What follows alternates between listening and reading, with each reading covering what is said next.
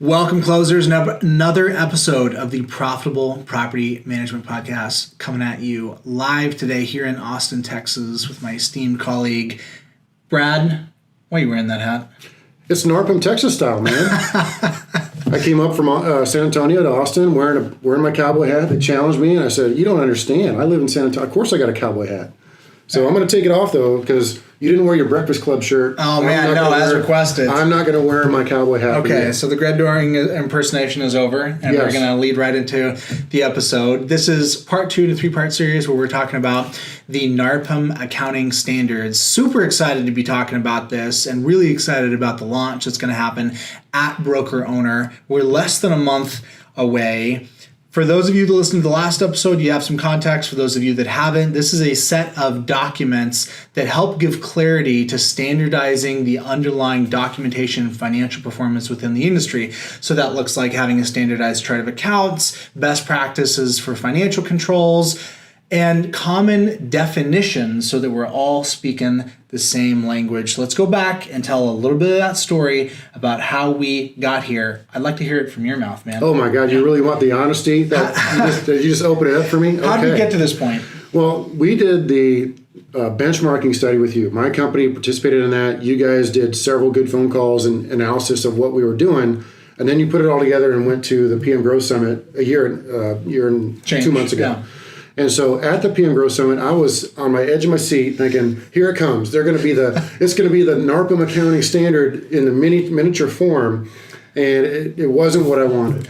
And of course, you know me, I'm brutally honest. So I expressed that to you. I said, you know what, there's got to be a better way. I think we can put this together.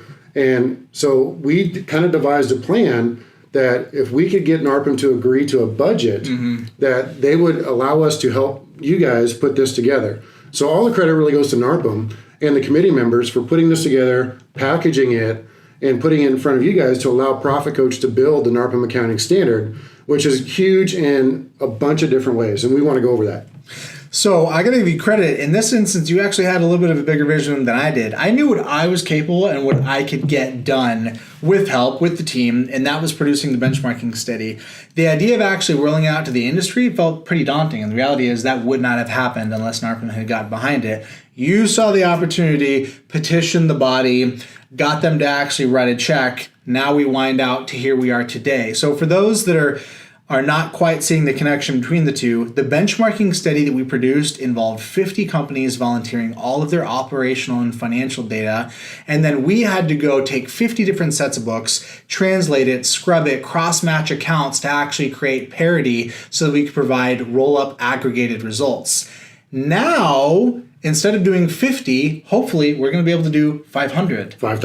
5,000, because when everybody's on the same set of books, you don't have to do this crazy level of translation that involves needing a Rosetta Stone that really is just manual labor. You can actually just do a big roll-up from the common categories that are all there already in the underlying chart of accounts. But at the end of the day, this is not me and you just getting excited about accounting. This is like real-world practical financial impact. Walk me through, like boots on the ground, why somebody else should care. Absolutely. Some of the things that came out of the benchmarking study was, for example, the labor efficiency ratio, some of the metrics on labor, and you put out information to the group of what that is, but a lot of it fell short because we didn't know what it means. And it's not you, it's just there's no context.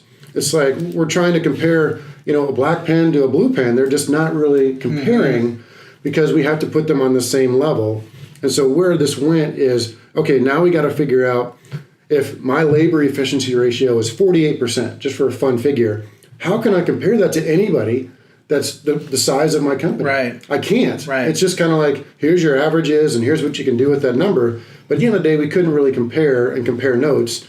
And so this led up to us devising and putting together the NARPM accounting standard. So a couple things I think that it's really going to turn up results at is, okay, we can talk strategic stuff first and then maybe get down into the weeds. Let's do it. Strategically, bottom line up front, this is going to raise the value of your company. How? Because if you want to acquire or if you want to sell, you're going to be able to easily measure somebody to your left and right. If some big entity wants to come in and buy you, they're going to say, give me your books, and you'll slide it across the table, NARPM accounting standard you, NARPM accounting standard them, and they can compare in seconds versus trying to put your jumbled numbers into their organized format. And that's going to raise the value of your company, which will eventually raise the value of the entire industry. All right, you see how that correlates together? Yeah, absolutely. I think what's underlying this is being at an NARPM event, you're at the bar, and you're trying to have a coherent conversation using these same words to mean the same thing, and it doesn't always translate that way. A door is not a door is not a door. And you know that sometimes it's just hard to pin people down on exactly what we're talking about when there's all these caveats like, oh, well, you do it that way, but I don't have a maintenance division, or I don't have the brokerage, or this or that or the other. That all goes away. That's what I love about it, because everybody would almost give you the asterisk. Like, hey, what's your revenue? Well, this, that, and the other, and then give you, and so what's your profit per unit? I have no idea. But we have sales and we have maintenance and we throw it all in there, so we think we're making $100 a door a month. Right.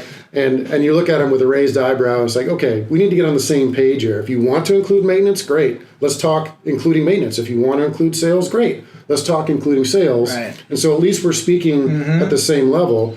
And I've always hammered on you guys to come down with one metric that is the most important for any particular management company to understand. It's the profit per unit, the PPU. It is. And so if you get to that point where you clearly understand what your profit per unit is, that is a question you can answer when you're talking to somebody.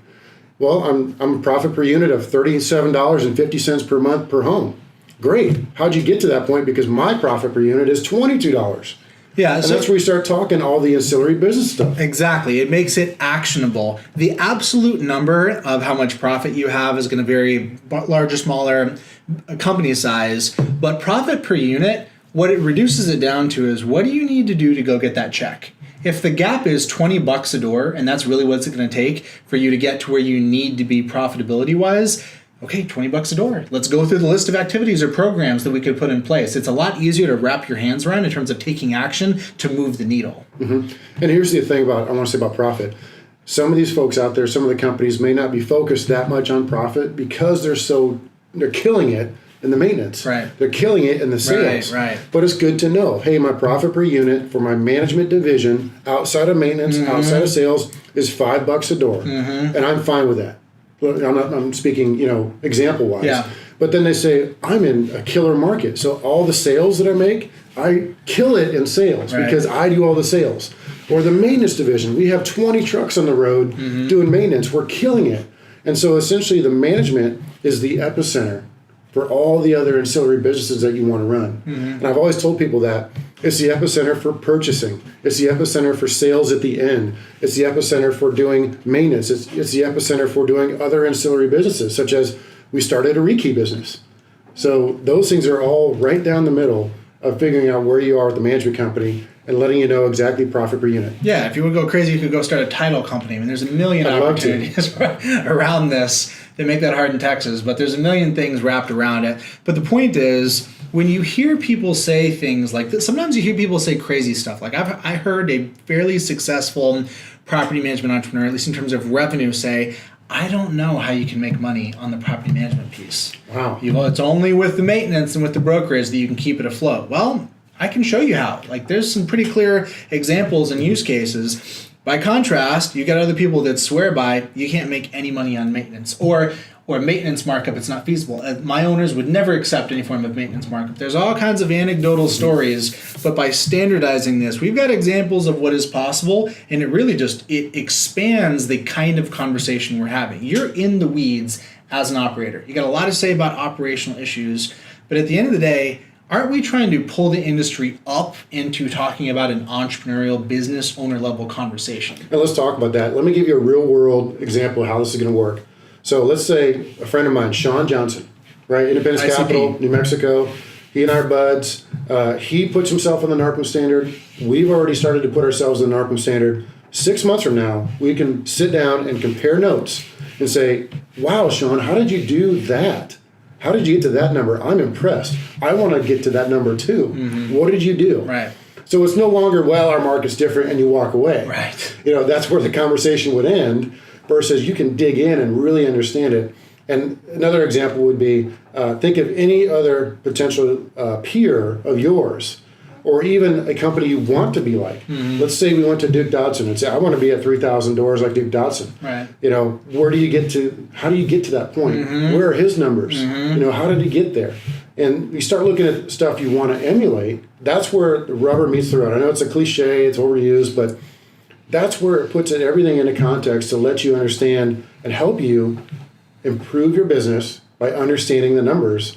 Because if you understand the numbers to your left and right, it means something to you. Yeah, absolutely. So with Duke as an example, let's talk about growth. You got to ask the question, well, how did you get there? Well, how much sales and marketing labor was deployed? That'd be a really interesting question. What did the change in the customer acquisition costs look like over time? Another really interesting way to back into that conversation. But I think on the whole, what we're talking about here is allowing people to get off of the industry-specific minutia, that if we're just looking at ops, it's useful, but people want to translate conversations like, how many doors should a property manager be able to manage? I don't know what the answer to that is, by the way.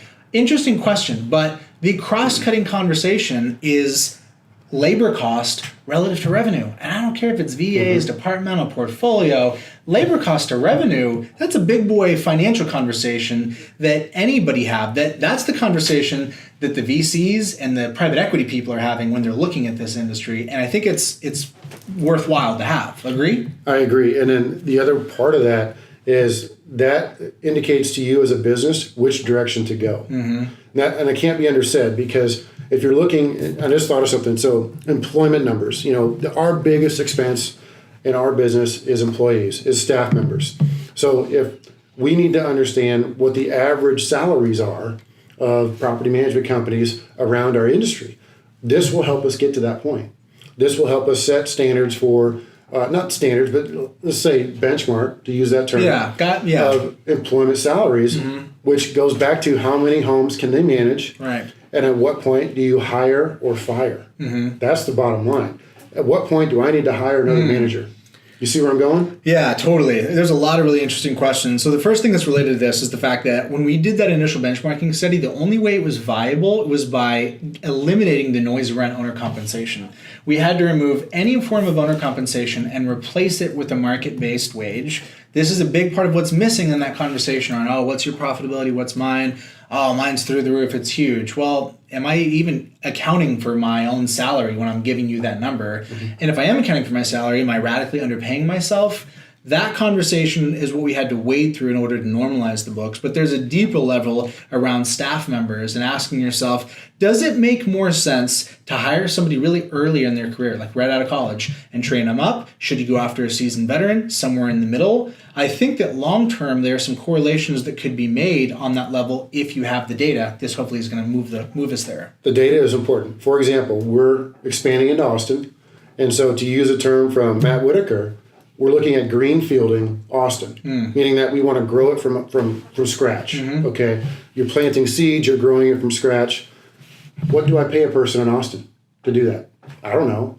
The data's not there, right? This will give us the data after a year or two or longer to say the average compensation for property management companies in the Texas region of the Austin metro area is between X and X. Okay, you can get that online now, but I don't trust any of that stuff. It's too generic. It's too generic.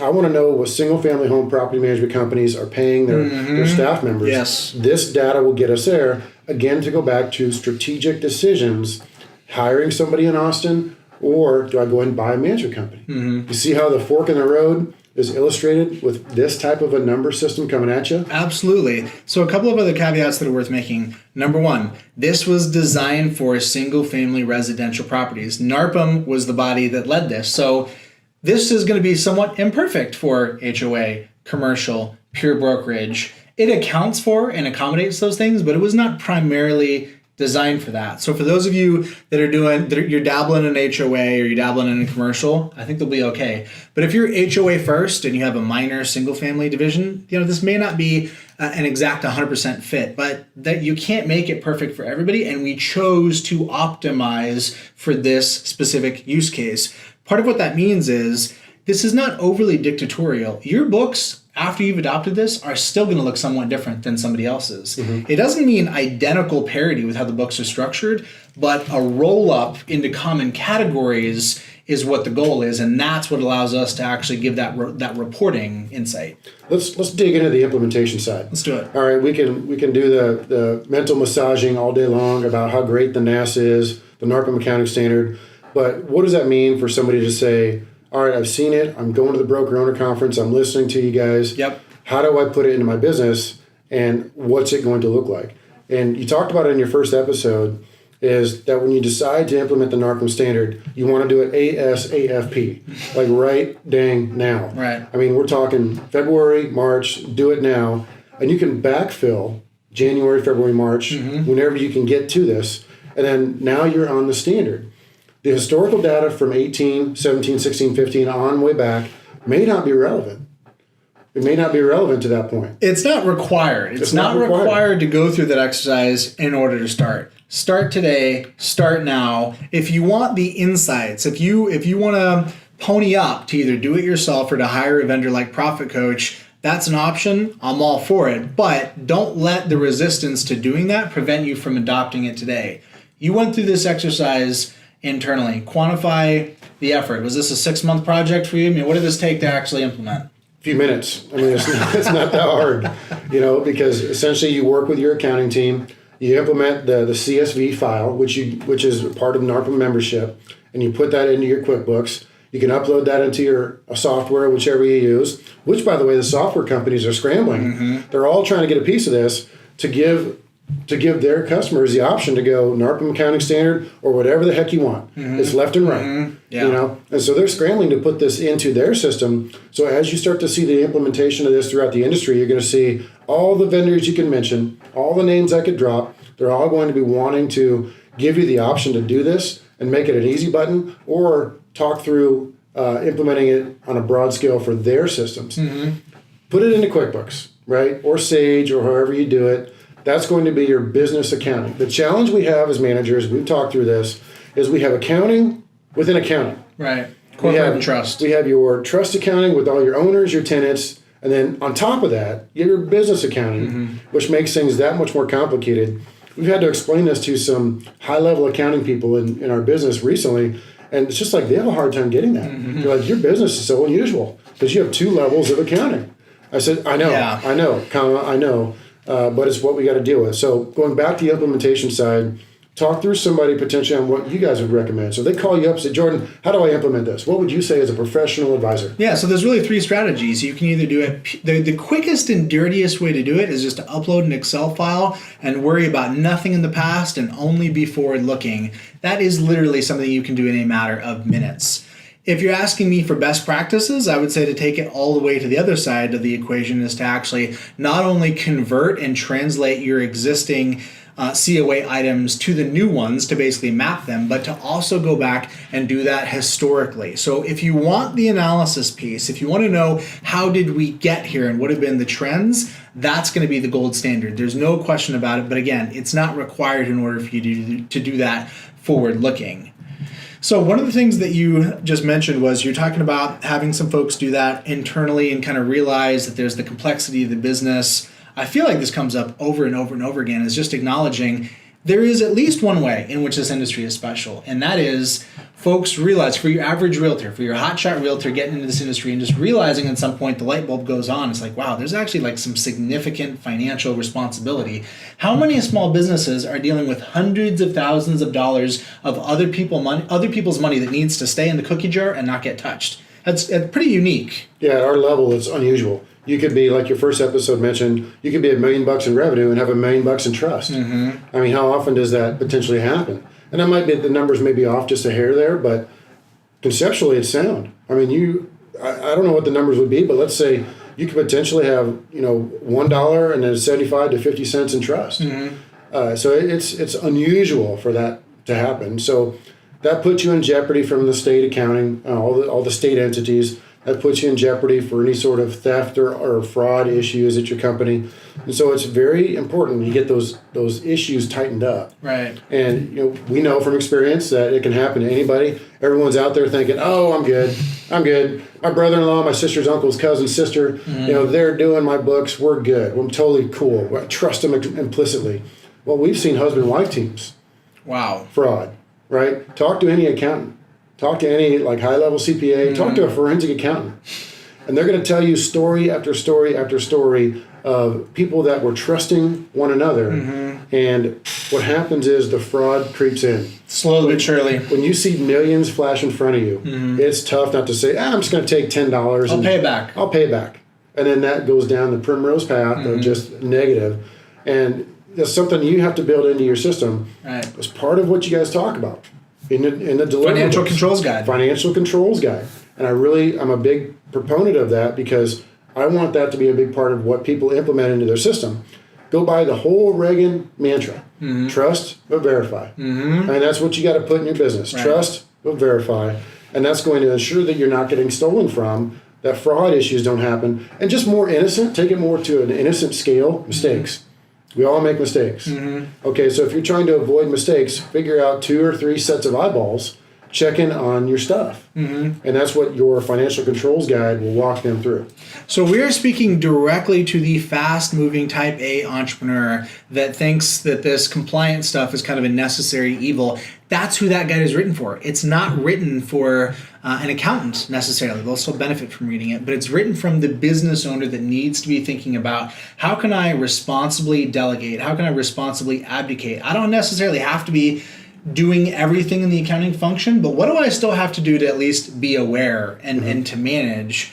When you think about what that looks like internally within your company, what are like the most meaningful things that you do that are the top of the list that thwart and prevent fraud now based on having been in the business for as long as you have? A good example is having 2 sets of eyes and then dual authentication, tough word, on nearly everything. Okay, so I'm the one signing the checks. I'm the one doing the ACH approvals.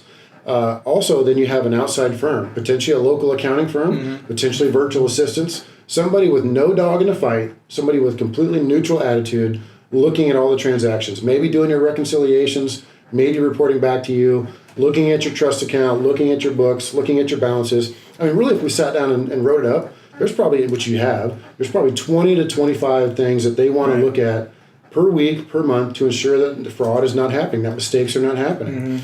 And so, as you pointed out in your first episode, entrepreneurs like us, guys that are more guys and gals that think more type A, this stuff puts me to sleep.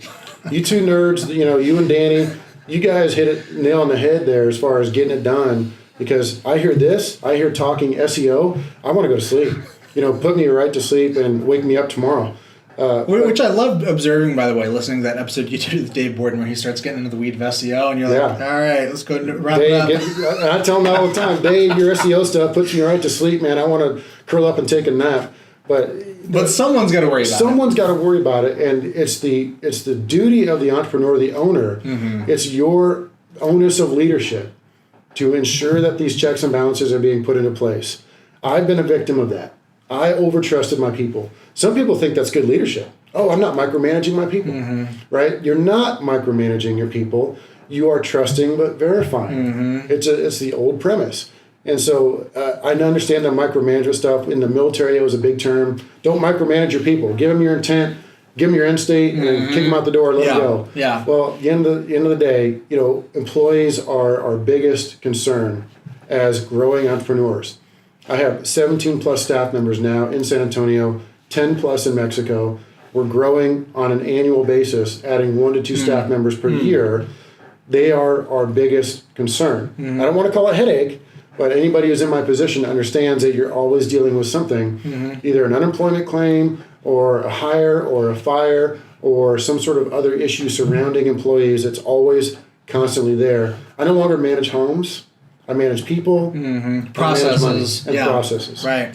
So in the book Black Swan, the author talks a little bit about this idea of a barbell strategy where there are 2 things you really got to focus on. You need to focus on on the one end, not dying, and on the other end, the biggest possible outcome. Focus on that big 10x picture, but also make sure you don't die. This is an example of a way to die, and I know, without asking, that you have had some backroom conversations where somebody in a more candid environment is willing to admit, hey, like, I'm behind. Like, I found out there's 50, 75K missing, and I'm trying to catch up before the Department of Real Estate does. Those are painful conversations to be a part of. Some people go down in flames. Some people pull out of it. But this is definitely a situation where if there is not management and oversight, this can stop all the music in the room. So I think it's worthwhile for that point, which is pretty obvious. Think of your sanity. Think of the sanity involved if you know exactly where your numbers are. If you have the checks and balances in place that allows you to sleep better at night, knowing that your trust is good, knowing that your owners have been paid, knowing that your employees are paid, knowing that everything is fine and locked up at your office. Think of those checks and balances. It just puts it's a sense of ease in your mind that allows you to do what you want to do, which is create opportunities. And so entrepreneurs create jobs, create opportunities, create revenue sources that benefit other people around them. It's not about being a money-hungry, grubbing person. It's about recognizing ideas that can solve a problem. The Shark Tank method, right? What problem does this solve? Right. You know, we've talked about this before, but in our business in San Antonio, a problem was where we solved it was we were making 2 phone calls to do 2 actions to do a tenant move out, which was we called somebody to do an inspection.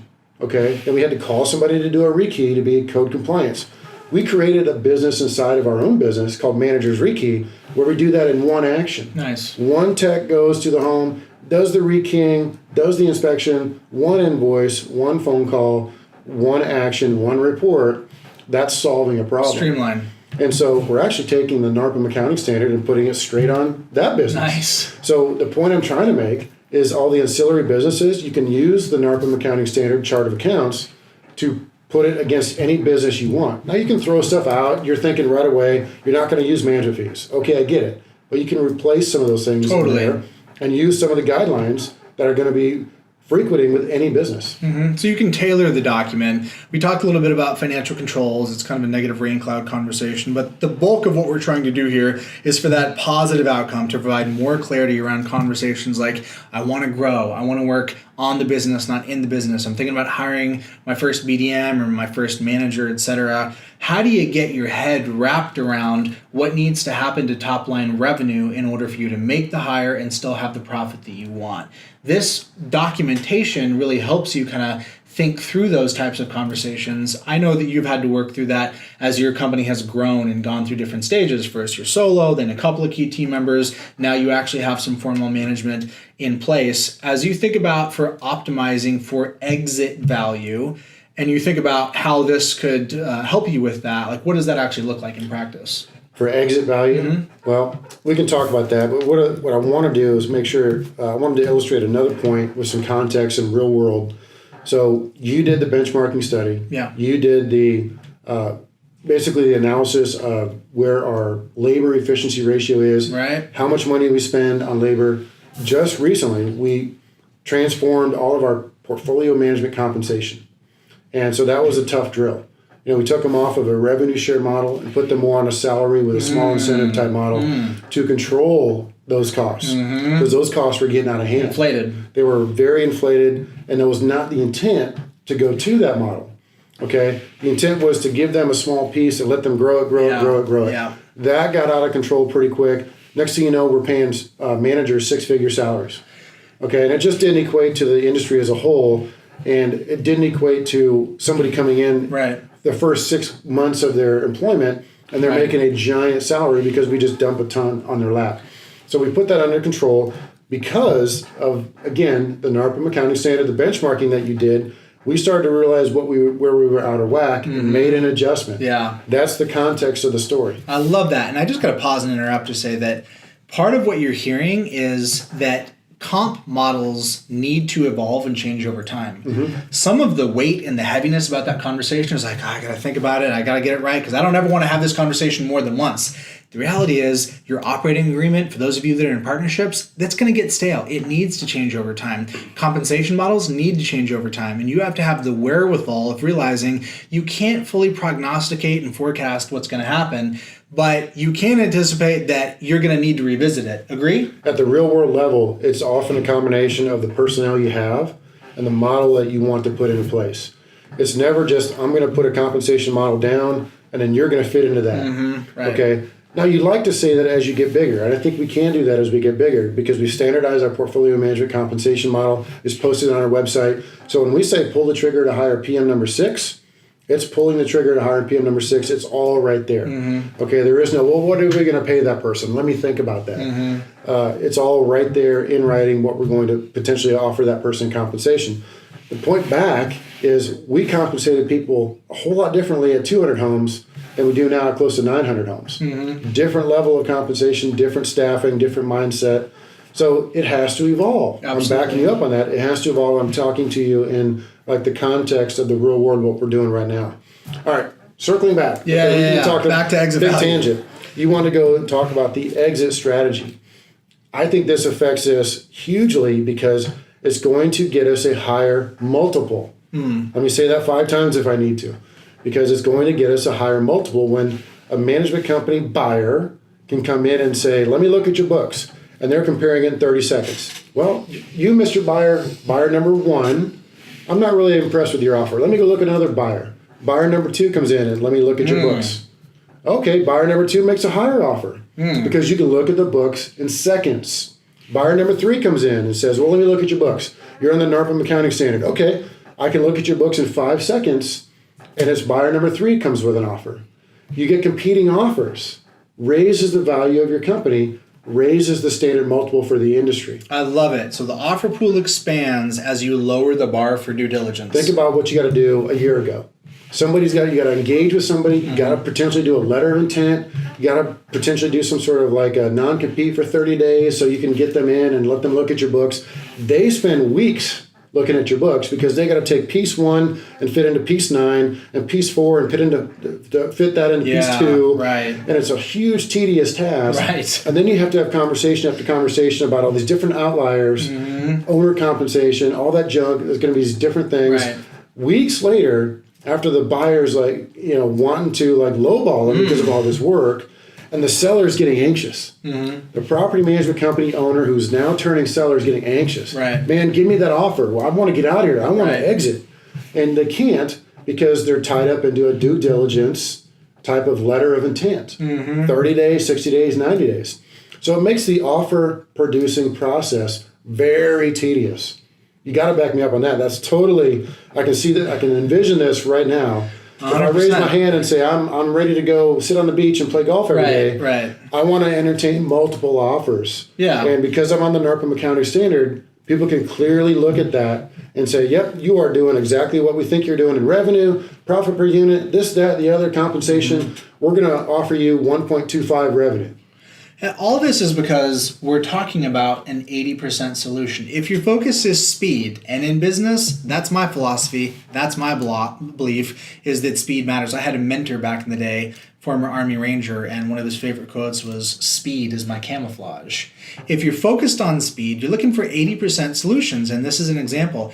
Brad and I are not saying that this is going to be the entirety of your due diligence and you would never need to do more than what the NARPM accounting standard can offer. But if you're looking for an 80% solution of should I waste my time? Should I invest the additional time? This is the starting point that can get you 80% clear, either as a seller or as a buyer to facilitate the velocity. I love that you brought that up. Ultimately, the success of the NARPM accounting standard is going to be dependent upon adoption. It's going to evolve. It's going to change over time. This is a fantastic starting point, but the reality is this is a multi-year journey in terms of the industry adopting it and in terms of it being refined over time. But what I love is that this is built for NARPM members. This is built to be a tool to grow NARPM membership because it's about professionalizing the industry of what we're doing as a whole. The professionalization, you can't talk about the service quality divorced from what's happening on the business and the finance side of things. Healthy businesses with profit provide excellent service. That's a fact. Very true. So let's talk about the exit again. One thing we should bring up is the roadmap to exit. I have no intentions of exiting right now. But let's say somebody comes along, and let's say another player comes in, another NARPM member, and that person says, I want to exit in 5 years. Mm-hmm. And they come to you as a consultant and say, I want to exit in 5 years. Help me get prepared to exit in 5 years. Right. Step 1, put you on the NARPM standard. Mm-hmm. Step 2, we do an annual consultation to look at your numbers to say, you need to get this higher, you need to get this lower. Position yourself in 5 years for that exit. Right. You're going to get max dollar. So this is a roadmap to build the plan for a successful exit if you want to. If you're on the acquiring side, same concept. You make a great point. I think what I hear you saying is it is non-optional for you to adopt some kind of a standard to be able to have financial clarity, and you must have financial clarity in order to hit peak exit value. This is one that NARPM has already done the work of actually providing for the industry, which is a huge contribution. And I think this is long-term something that's actually going to attract more people into the organization that maybe would have thought, I don't need any more advice on service animals or operational stuff. But I mean, honestly, who would not benefit from having a higher level financial conversation? I love that NARPM is being pulled in that direction. You want to hear of an interesting concept that will also come out of this? What's that? Business brokerage for property management companies specifically. Interesting. Let me say it again. Business brokerage for PM companies only. Yeah. What if that person were to come along? What if that company were to come along and say, I'm going to go out and shop your company to all the bidders out there, all the acquirers out there, and because you're on the NARPM accounting standard, they can quickly take a look at you and make a bid. So that brokerage, there's a business opportunity for some lucky people out there that want to go down that route. I don't want to go down that route, but some people may want to. And they're going to be knocking on the door of the acquirers. And what's that going to do for the acquirers? They're going to have to raise their game to make those acquisitions. Which is fantastic. No more of the spray and pray method of sending out a bunch of letters. And the generic business brokers, they don't understand management. Absolutely. They're just going to go out to try and get you a buyer somewhere. They're going to try and sell your contracts, not your business. Correct. That's it. They're not really trying to sell the business. And if you can illustrate to them that you have a solid business under the NARPM accounting standard with all the different metrics that come out of that, they can easily shop that to the highest bidder potentially, the right fit. And it may not be the highest bidder. I don't want to, let me back up a little bit. I don't want to pigeonhole that as the only thing you're looking for on an exit. It's your baby. It's got to be the right fit. Okay? Take care of your clients. Take care of your staff. Take care of your clients. Take care of you. Don't give you a bunch of BS with a bunch of clawbacks. I mean, there's got to be the right fit there. Right. And so a business broker that understands your business, which someday will materialize in this industry, they're going to be able to get you the best fit for your business on a planned exit. Yeah, I couldn't agree more. And I think part of what we're talking about here is the professionalization of the industry as a whole. A rising tide lifts all ships. Do you see this having the potential to actually, that sounds audacious, but do you think this has the potential to raise the potential of the industry as a whole in terms of service quality, business value, et cetera? Absolutely, 100%. No doubt about it. You want to talk service quality? Absolutely. That's going to be the first thing. We are a service business. We're very aware of that. We want to service the tenants. We want to service the owners. We want renewals. We want happy owners. We want sales. Those are some of the few things that we want. By understanding our numbers, it allows us to make good hires to provide good service. Right. Okay? It's like 1, 2, and 3. It's not like, I want to go out and do good service and you're doing it all yourself. That's very easy. You can have your phone on 24/7. You can never take a vacation, right? That's pretty easy for the single operator to do. But to build that, I hate the word, what's the word I'm looking for? I don't want to say environment, the environment, the culture. I hate that word. I'm going to cringe. But to build the ethos around. Ethos! All right, ethos. We landed at ethos. I feel ethos. Okay? We used to call it the warrior ethos in the military. And to build that into your client servicing company, that's what's going to get you a higher multiple when people start looking at you. That's what's going to make a very solid company for you and make you sleep at night very well. So you said ethos. Let's just lean in on that. Part of what that looks like is pushing the conversation into your team members. How do you manage? Do you manage with numbers? Do you manage by having your team connected to the bottom line? Some people do that in terms of profit sharing. I think that's great. I think that's interesting. A lot of ways to skin that cat. But even if you don't, you can have your team still understand that at the end of the day, you could do your best work. But if this company has no profit, they ain't going to cut it. Do you do anything internally in connecting your team to bottom line financial outcomes? Yeah, we definitely do. And one example is we compensate nicely on renewals. Nice. To me, renewals are everything. And I'm talking tenant renewals. When a tenant renews, we compensate the PMs very nicely, and I give them a good little bonus because that drives everything. Happy tenants equal happy owners. The owners never leave you. Owners never want to sell. And if they do want to sell, they'll sell with the tenant in place because of a renewal. Right. So that's one of the biggest things. I mean, I could talk KPIs all day long with you, but I'm going to throw down a challenge for you now. All right, hit it. So the deliverables you put on the table were the CSV file, definitions, and help me out with a couple other things that you put out. Yeah, so there's 4 specific documents. 4 specific, right. There's the chart of accounts and a conversion guide. There is the metrics and definitions. There's the benchmarking study. And there's the financial controls guide. Those are the 4 documents that comprise the NAS. So there might be a part of that somewhere along those same lines, but I would challenge you guys to the next iteration of this NARPM accounting standard, include the key performance indicators, include a booklet of KPIs, how you create KPIs, where to get KPIs, what they're supposed to look like, what the benchmarking is. Tie that into the Net Promoter Score. How do you get Net Promoter Score numbers? I mean, go into the how.